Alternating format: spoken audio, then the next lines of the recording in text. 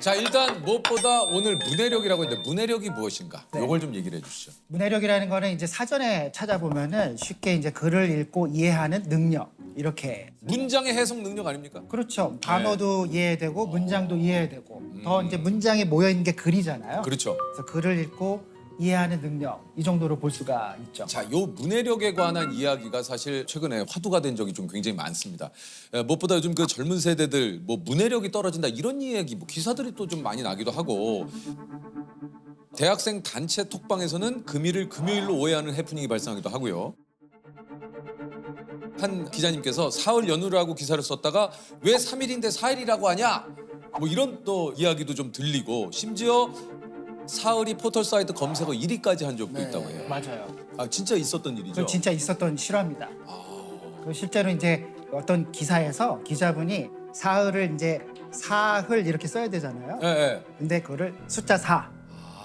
흘 이제 이렇게 쓴 거죠. 아, 쓰고 근데 정말 죄송한 사흘이 3일입니까? 몰랐어? 근데 난 조셉은 아는 줄 알았는데. 저 몰랐어. 솔직히 아니 말해. 왜냐면 조셉이 사흘 전에요 이런 말을 많이 해서 그럼 그걸 사흘 전에라고 쓴 거야. 이게 사흘. 약속 잡았으면 큰일 날 뻔했네. 사흘 뒤에 봬요 했으면은 이것도 기억이 납니다. 최근에 좀 심심한 사과. 요거 가지고 또 한참 기사가 좀 많이 났었죠. 네. 이제 그게 사과를 하는데 왜 심심하냐? 그 성의 없이 그렇게 사과해도 되는 거냐? 맞아요, 맞아요. 심심한 거를 지루하다 이렇게 이제 알아듣고 그렇게 이제 SNS에서 싸움도 벌어지고 갈등이 맞아요, 생기고 맞아요. 이제 이런 일이 좀 생긴 거죠. 비단 그 젊은 세대의 문제가 또 아닌 것 같은 게 수학여행 가정통신문의 중식 제공을 보고 왜 한식이 아니라 중국 음식이냐? 네. 예, 그 학교에서 교과서는 도서관 사서 선생님께 반납하세요. 예. 이런 문구를 보면 학부모님이 이제 그것도 잘못 알아두셔서 교과서를 직접 사서 반납하는 그런 일도 좀 벌어집니다. 그런 일이 또 벌어집니다. 그런 일이 뭐 실제로 있습니다. 아. 이제 어휘라는 게 기본적으로 언어의 재료예요. 그러니까 우리가 이제 요리를 할 때도 맞아요. 신선한 재료, 다양한 재료가 있어야 국도 끓이고 찌개도 끓이고 볶음도 하고 찜도 하고 이러잖아요. 어휘도 마찬가지로 내가 여러 가지 말들을 많이 알고 있으면은 나의 감정을 좀 섬세하게 표현할 수도 있고 맞아요. 상황 설명도 잘할 수 맞아. 있고 서로의 감정도 잘 교류할 수 있고 예. 그래서 네. 여기 이제 그 오늘 준비한 게 중학생 자녀들을 대상으로 한 어휘력 테스트라고 해요. 자, 자녀의 어휘력은 중학생 자녀에게 아래 상자에 담긴 단어의 뜻을 적게 해보라. 세 단어 이상 정확한 뜻을 썼다면 평균 정도의 어휘력 수준이 셉니다. 자, 신압으로. 저는 이거 좀 뭐- 약간 신나는 느낌이 신나요? 신나불어. 죄송합니다. 이게 원래 의신연스럽다는 이제 어떤 뭔가 느낌이에요? 의신연스럽다는 그야말로 의신연스럽다. 그러니까 조세 뭔가 칙칙하다. 일신연을 얘기해 줘야 돼. 침울하다. 뭔가 어두침침하다. 스산하다. 스산하다. 이런 느낌. 그러니까 믿었다. 요거는 제가 조셉 얘기해 보세요. 요건 최근에 배웠습니다. 네. 믿음직스럽다가 믿었다. 믿음직스럽다. 네, 요건 제가 이제 들었어요. 왜 믿었다 하길래 맨 처음에 뭐 믿음이 없어 했는데 오히려 그게 아니더라고요. 네. 자, 과연 우리 친구들은 뭐라고 오답을 썼을지. 뭐라고 썼을까요? 대관절. 대관절. 대체 뭐라고 했을까요? 뭐 이런 뜻이네. 가장 큰 절이라고 하지 않았을까요? 큰 관절. 요거 쓸 것 같아요. 큰 관절. 신압으로. 정도구나. 신압. 조셉 맞췄네. 개편하다. 가재는 개편이다 이런 거 생각하지 않을까? 걔 정말 편하다. 개편하다. 오금 5개의 금. 그 스님 같이 생긴. 스님 그 예쁘다? 신나부. 약간 신나불어? 죄송합니다. 근데 이게 교수님 또 한편으로는 막 근데 그런 거 요즘 쓰지도 않는 표현을 뭐하러 그거 알아? 그게 그렇게 중요해? 이럴 수 있거든요. 그럴 수 있죠. 예. 네. 그래서 사실 이제 그 말을 뭐 몰라서 그렇다기보다는 이제 세대 간 경험이 굉장히 다르기 때문이에요. 그래서 세대 간 차이가 있는 거는 우리가 충분히 좀 이해할 필요가 있어요. 네. 근데 그럼에도 불구하고 제가 항상 10대로 사는 게 아니잖아요. 맞아요. 더 다른 위치, 다른 역할을 하면서 살아가게 되는데 그때 필요한 말들이라는 게 기본적으로 필요한 말들이라는 게 있거든요. 맞습니다. 또 사람의 관계도 이렇게 보면 우리가 어떤 말을 어떻게 쓰는가에 따라 관계가 좋아지기도 하고 뭐 틀어지기도 하고 이런 일들이 생기잖아요. 아 지금 교수님 얘기 들으니까 그게 생각나요. 요즘 진짜 그런 얘기 많이 하잖아요. 습관적으로 짜증나, 뭐 개 짜증나. 그렇죠. 네. 짜증나로 다 뭉뚱그려서. 그러니까 뭐 예를 들면 저 가게 갔는데 생각보다 줄이 길어서 네. 좀 내가 불편해 라든가 이런 것들도 그냥 다 짜증나. 짜증나는 그 한마디로 다 퉁치는 거죠. 맞아요. 뭐 예를 들면은 이제 요즘 많이 쓰는 말들, 뭐 킹받는. 이걸로도 많이 하죠. 아, 킹받네. 근데 이게 연인끼리도 그렇고 친구들끼리도 그렇고 싸움이 일어나는 이유가 네. 나 오늘 안 나가고 싶어. 왜? 아니 짜증나. 뭐가 짜증나는데? 그치. 그냥 짜증난다니까. 그러니까 뭔지를 알려줘. 아까 그런 말 하지 마. 그냥 짜증나. 나 지금 짜증나니까 말 시키지 마. 그러니까 난 짜증 안 나? 그러는데 진짜 너무 킹 받네 정말 진짜. 왜 킹받냐고. 이게 사실 언어 사용하는 게 어. 사실 좀 에티켓이에요. 사람에 대한 예의고 이게 교감하는 활동인데 이게 섬세한 언어들을 썼을 때 더 정확하게 표현할 수 있고 맞아. 또 상대가 더 잘 이해할 수 있고. 근데 모든 걸 이제 어떤 하나의 말로서 그냥 모든 걸 이제 그냥 넘어가는 것들이 어떤 면에서 좀 게으른 거죠. 교수님의 지금 이 얘기를 들으니까 이 생각이 나요. 그러니까 내 감정을 평소에 표현하고 내 생각과 마음을 정리해서 문장과 단어로 표현을 하는 연습이 돼 있으면 이런 사람과의 대화가 그렇게 네. 버겁지 않거든요. 네. 근데 이런 식으로 조금 지내다 보면 뭔가 내 감정이나 이런 것들을 표현하는 게 오히려 텍스트가 좀 편하고 네, 이런 경우도 좀 있을 것 같아요. 맞아요. 그러니까 사실 이제 언어가 자기 성장을 하는 굉장히 중요한 방법 중에 하나예요. 그래요? 글을 읽고 여러 가지 말들을 이해하고 맞아요. 그 말들로 내 감정을 표현해보고 상대를 이해해보고 그게 나를 이해하고 내 관계를 이해하고 세상을 이해하는 굉장히 좋은 방법이거든요. 여러 가지 요인이 있겠지만 이게 좀 가장 큰 이유는 뭐가 있을까요? 문해력이 떨어지는. 아무래도 이제 우리가 글을 읽고 쓰는 상황, 그다음에 사람들과 언어로 소통하는 이 환경 자체가 굉장히 많이 바뀌었어요. 바뀌었죠. 이제 영상으로 정보를 취하고 그것으로 소통하는 이제 이런 세상이 돼서 글을 읽을 일이 사실 별로 없는 거예요. 그러니까 맞아요. 긴 글 읽는 거 굉장히 어려워하고. 그러니까 예를 들면 대학 교실에서 우리 다음 주에 논문 하나 읽고 공부할 거야 이러면 표정이 안 좋아져요. 그다음에 책 한 권 읽고 뭐 써오는 거 이런 것도 굉장히 어려워하고요. 어려워요. 네. 그다음에 이제 학부모님들 아이들한테 야 글 읽어라 책 읽어라 맞아요. 뭐 이렇게 얘기하지만 가정통신문 안 읽으시거든요. 맞아요. 그것도 길어요. 재성님 가정통신문 많이 받으시잖아요. 저도 왜냐면 이게 긴 거, 긴 거 어려워요. 아니 그래요. 실제로 이제 코로나 한창 심할 때는 선생님들이 가정통신문을 영상으로 만들어서 보냈어요. 하나도 안 읽으시니까. 맞아요. 그리고 그때는 굉장히 중요한 정보들이 많았잖아요. 맞아요. 언제 오고 안 오고 뭐 격리를 어떻게 하고 이런 게 많았잖아요. 이거 궁금합니다. 그렇다면 이것은 우리나라만 그런 것이냐? 아니면 이제 해외도 이렇습니까? 해외도 이건 저는 거의 전 세계적인 현상이라고 볼 수가 있을 것 같아요. 그러니까 제가 미국의 대학에서 이제 학생들을 좀 가르쳤는데 이제 미국에서는 대학 수업 계획서 굉장히 길거든요. 자세하고 이제 그거를 첫 시간에 함께 읽어요. 학생들하고. 안 그러면 바로 이메일이 와요. 시험은 언제 보나요? 과제는 어떻게 내나요? 저는 이 수업 시간에 뭘 준비해야 되나요? 그러니까 그렇게 자세하게 써놔도 읽지를 않아요. 줄임말 중에 이런 것도 있어요. 뭐예요? 너무 길어서 안 읽었어. 그 뭐예요? 그래서 too long, didn't read. 그래서 TLDR 이렇게. 줄임말 있구나. 이렇게 이제 막 이렇게 해서 뭐 이렇게 보내면은 그냥 그렇게 딱 보내는 거예요. 야, 너무 길어 안 읽어. 짧게 얘기하라고. 그렇게 보내요. 네. TLDR.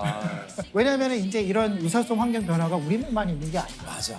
이게 진짜 말씀하신 대로 스마트폰, 우리 잡스 형이 진짜 엄청난 일을 하신 거야. 스마트폰 하나로 우리 세상이 너무 달라졌어요. 완전. 어떻게 해야 사실인지 아닌지 구분할 수 있는 방법도 좀 있습니까? 네, 사실은 이제 개인이 그 팩트 체크라고 그러잖아요. 네. 그거 자체를 하는 거 그렇게 쉬운 일은 아니거든요. 그거 사실 기자들도 하기 어려운 일인데 그거 진짜 어렵죠. 어렵잖아요. 우리가 어떤 정보를 봤을 때 던질 수 있는 질문은 한 3가지 정도 있어요. 뭡니까? 간단하게. 첫 번째는 이 정보 뒤에 누가 있는가. 내가 지금 읽고 있는 글이나 영상이나 뭐 디지털 자료 뒤에 누가 있는가. 즉, 누가 있는가? 즉 누가 만들었는가. 그거를 어떤 의도로 만들었는가. 요거 한번 확인할 필요가 있고요. 두 번째는 내가 지금 보고 있는 그 영상이나 글은 어떤 주장들을 하잖아요. 그렇죠. 그럼 이 주장을 뒷받침하는 근거들이 있는가? 그다음에 풍부하게 있는가? 구체적으로 있는가? 세 번째는 이제 요즘 세상엔 뭔가 하나를 읽고 일을 하고 판단하기가 굉장히 어려워요. 어려워요. 네, 그러니까 하나를 읽고 난 다음에 다른 비슷한 것들을 좀 찾아보면서 여기서 말하고 있는 것, 여기서 이야기하는 것이 정말 바람직하고 좋은 것인가, 타당한가 다른 자료를 찾아보면서 그런 것들을 확인하는 방식이 있죠. 이게 좀 가장 경계해야 되는 건 나 자신이다. 이렇게 네. 좀 교수님이 얘기를 하셨다고 그래요. 그렇죠. 요즘 그 글을 읽는 세태 중에 큰 경향성 중에 하나가 읽고 싶은 대로 읽는 거, 해석하고 싶은 대로 해서. 해석하고 싶은 대로. 네. 그리고 또 이제 알고리즘이라는 것이 자꾸 그쪽으로 우리를 유도하잖아요. 그렇죠. 그게 네. 또 알고리즘이 우리를 더 그렇게 하게 만들죠. 맞아요. 보고 싶은 것만 추천을 보게. 해주고. 그렇죠. 네. 보면은 자기가 보고 싶은 것만 보고 맞아요. 클릭하고 끝. 네네네.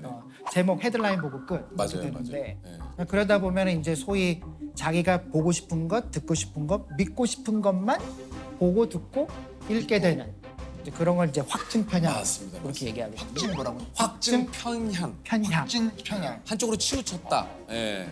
그러니까 확증 편향이라는 게 내 생각이 이미 기울어져 있는데 기울어져 있는 걸 모르고 그게 맞아 하는 게 확증 편향이에요. 그러니까 내가 나한테 구미에 맞는 것만 계속 읽게 되면 내가 그냥 항상 옳은 사람이 되는 거죠. 그거 정말 무서운 것 같아요. 내가 어떤 그 갇힌 세상에서 고집스러운 세상을 내 스스로 구축하는. 그렇죠. 예. 그리고 그거를 또 보내잖아요. 얘야 한번 읽어봐라. 맞아요. 그러네요. 근데 되게 공유하고 퍼뜨리고. 무서운 이야기인 것 같아요. 네, 맞아요. 그런 것 같아요. 진짜 이게. 한편으로 그런 것도 있어요. 그러니까 요즘 이제 포털에 보면 뭐하러 종이 신문을 읽으세요. 물론 이제 요즘은 포털에 보면 그 뭐 다 좋은 그 기사들이 나와 있기 때문에. 근데 한편으로 그런 것도 있어요. 제가 종이 신문을 보는 이유는 습관인 이유도 있지만 또 한편으로는 내가 좋아하는 기사만 찾게 되면 아까 말씀한 대로 내 관심사만 보게 되거든요. 다른 부분은 내가 모르니까. 근데 신문을 보면 일단은 내가 몰랐던 부분, 내가 그리고 관심이 없었던 분야도 그 신문을 통해서 알게 되는 거죠. 그래서 저는 종이 신문을 꼭 제가 보는 이유 중에 하나가 또 그런 것도 좀 있죠. 정말 좋은 습관이고 네. 태도인 것 같아요. 그리고 이제 우리가 SNS, 소셜 미디어에서 이제 이런 일들이 많이 벌어지는데 그게 소셜 미디어에서 이제 글을 쓰면 사람들이 이제 글을 읽고 댓글을 달잖아요. 네. 댓글을 다는데 그 글의 내용과 취지를 정확하게 이해하지 않은 상태에서 어떤 몇 가지 표현이나 단어나 뭐 이런 것들에 딱 꽂히는 거예요. 그래서 아주 부정적인 이제 결론을 내는 거예요. 그 우리가 이제 뭐라 그러냐면 허수아비의 오류라고 그러는데 허수아비 이런 것도 적어놔야 되겠다. 허수아비의 오류. 그러니까 실제로 이 사람이 그 말을 하지 않았는데 내가 이 사람은 그런 말을 했어라고 허수아비를 하나 만들어요. 그래. 그 다음에 맞아. 그 허수아비를 계속 공격하는 거야. 거기다 막 댓글 달고 나쁜 말하고. 나쁜 말을 하고. 그러니까 이게 실제로 글을 쓴 사람은 답답하죠. 내가 한 말은 그 말이 아닌데. 그렇죠. 그렇죠. 자기 마음대로 재단하고 해석을 해서 그렇죠. 그 이제 글 쓴 사람을 공격을 하는 거죠. 그렇게 되죠. 그러면 이제 의사소통이 거의 안 되죠. 교수님이 그런 얘기를 하셨는데 악플러들은 상대방의 마음을 고려하지 않아요. 맞아요. 예. 기본적으로 소통이고 대화인데 맞습니다. 뭔가 그 확인을 개념이 해야 없는 되는데. 거죠. 그러니까 이게 또 이런 것도 있습니다. 얘기 나온 김에 이게 이제 비판과 비난 이것은 어떻게 구분을 해야 되는가? 비난이라는 것은 사실은 상대의 어떤 잘못된 점들을 이제 끄집어내서 그것에 대해서 이제 물고 늘어지는 게 이제 비난인 것이죠. 네네네. 비판이라는 것은 사실 그렇지 않아요. 비판이라는 것은 근본적으로 우리가 지금 하고 있는 것들을 분명하고 정확하게 관찰하고 이해한 다음에 여기서 어떤 것들을 더 바꿀 수 있을까? 개선할 점이라도. 개선할 점을 생각하는 거예요. 근데 요럴 때가 있어요. 이거는 정말 우리가 봤을 때는 이건 비난인데 왜 비판을 받아들이지 않나요? 왜 비판에 귀 기울이지 않습니까? 라는 분들도 있거든요. 그렇죠. 네. 이제 그런 경우는 설득이 굉장히 안 되는 게 비판이 되기 위해서는 기본적으로 에티켓이 필요한 겁니다. 예의라는 그렇죠. 바로 그렇죠. 그겁니다. 맞아요. 네.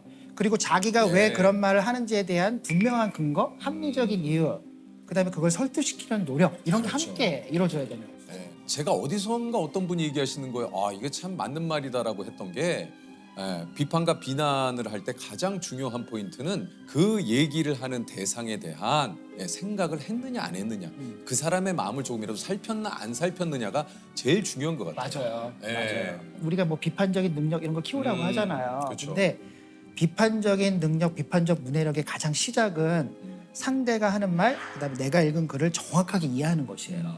여기서 어떤 게 더 좋아질 수 있을까? 질문을 던지고 토론하고 이제 이런 게 비판적인 이제 악플이라는 게 그렇죠. 자기 혼자 안에 세계에 이제 갇혀 있는 거죠. 자기 멋대로 해석하고 그다음에 자기 딴에는 굉장히 논리적인 방식으로 뭔가를 대꾸를 하는데 그게 이게 전체적인 소통 맥락에서는 어울리지 않는 거예요.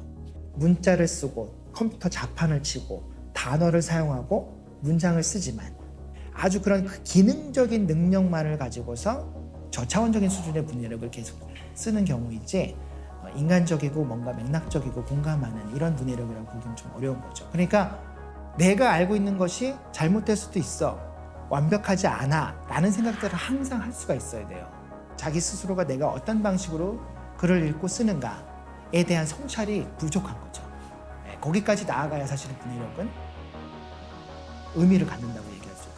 아, 그러면 혹시 좀 글을 읽을 때 좋은 방법이 좀 있습니까? 이제 책 읽기 어려워하시는 분들이 이런 말씀 많이 하시잖아요. 네. 아, 딴 생각이 너무 많이 난다. 맞아요. 잡생각 많이 난다. 네. 근데 그건 이제 집중해야 된다는 뜻인데 집중 못하는 이유는 여러 가지가 있어요. 뭐 내용이 어렵고 말이 어렵고 너무 두껍고 그다음에 내가 읽고 싶은 마음도 안 들고 뭐 여러 이유가 있는데 이제 그거를 조금 의도적으로 이기는 방법 중에 하나가 이제 저 같은 경우는 책을 읽을 때 거의 연필이나 형광펜을 들고 읽어요. 이거를 그으면서 하세요. 네, 그래서 이제 왜냐하면 저는 읽을 때 항상 어떤 생각을 하냐면 아 내가 읽으면서 좋은 말은 기억하고 싶다 이런 생각 굉장히 많이 하거든요. 그 책갈피에 쓰시는 분 계시죠? 쓰는 것도 거기 있고. 사이에다가. 네, 그러니까 이제 그걸 놓치기 싫은 거죠. 맞아. 그러면 연필을 들고 읽으면 내가 딱 읽을 때 아 내가 좋은 말에 밑줄을 치겠어라는 분명한 목적이 생겨요. 그러니까 집중해서 읽을 수 있게 되는 조금 더 잘 기억하고 싶으면 2번, 3번 읽고 맞아요. 그렇게 되는 게 좋죠.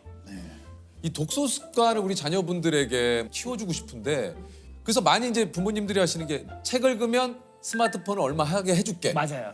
이런 방법 어떻습니까? 그게 사실 대표적으로 부모님들이 조금 실수하시는 부분.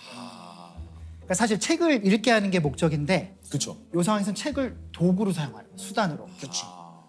책을 읽는 그 경험 자체가 재미있고 의미 있는 것이다라는 거를 경험하게 해준 게 굉장히 중요해요. 그걸 어떻게 경험하게 해줄까? 그러니까 예를 들면은 어린아이가 있잖아요. 엄마나 아빠가 책을 읽어주죠. 네, 그렇죠. 자기 전에 소리내서 읽어주고. 맞아요.